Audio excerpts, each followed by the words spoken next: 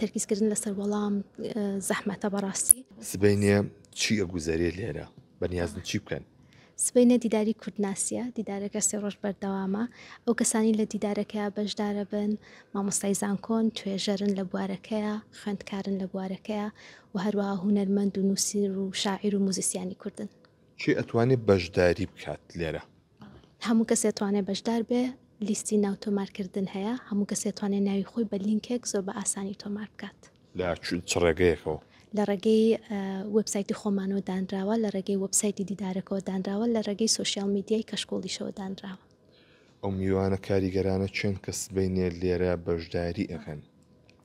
خۆشحاڵانە سبەینە دیدارەکەمان بە بابەتێکی مارتن ڤان بەرنسن دەست پێکا کە یەکێکە لە کەسە زۆر دیارەکانی ناو بواری کوردناسی، کۆمەڵێک ناوی تری زۆر گرنگی تایە.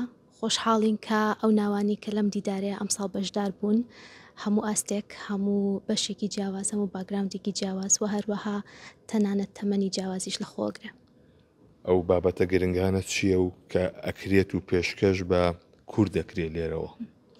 ئەوەیە مانەوێت لەم دیدارە زۆر تەرکیزی لەسەرکەینەوە گفتوگۆیە، گفتوگۆ زۆر گرنگە. پرسیاری زۆرمان هەیە لە دیدارەکە، لە دیدارێکی وایە تەرکیزکردن لەسەر وەڵام زەحمەتە بەڕاستی.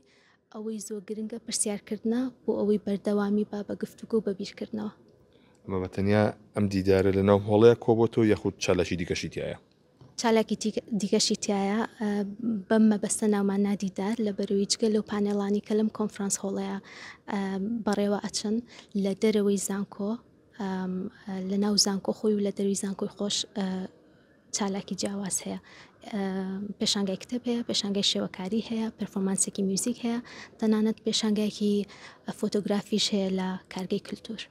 ئەو هونەرمەندانە چێن کە بەشداریەکەن هونەرمەندی زۆر گەورە و دیاریتەیە؟ بەدڵنیاییەوە لە پێشانگا هونەریەکانە مامۆستا سالار مەجیدی تایە، مامۆستا چیمەن ئیسماعیلی تایە، خاتوو ساکار سلێمانی تایە، بەڕێز ئێتکاشی تایە، مامۆستا بەهایدنی تایە و هەروەها وەرکشۆپێکی کۆمەڵێک خوێندکاری مناڵی هونەرمەند هەمیشە خادیشی تایە. ئەمە کاتژمێر چەند دەست پێکەوە بۆ چەند؟ هەموو ڕۆژدە کاتژمێر 9:30 دەست پێکە هەتاوەکو 5 ئێوارە چالاکیەکان بەردەوامە بن. زۆر سپاس بۆ شوێنێ محەممەد بەڕێبەری دیداری کوردناسی بەڵەوەی کە جۆبیستی بوون کە لە سبەینێ لە کاتژمێر 9:30 خولەکەوە دیدارەکە لە زانکۆی ئەمریکی لە شاری سلێمانی دەست پێ دەکات کە ماوەی 3 ڕۆژ دەخایەنێت و کە چەندین کەسایەتی نێودەوڵەتی و ناوخۆی تێدایە و گفتوگووە لەبارەی کورد و کوردناسی و چەندین بابەتی جیاواز و هونەریەوە دەکرێت.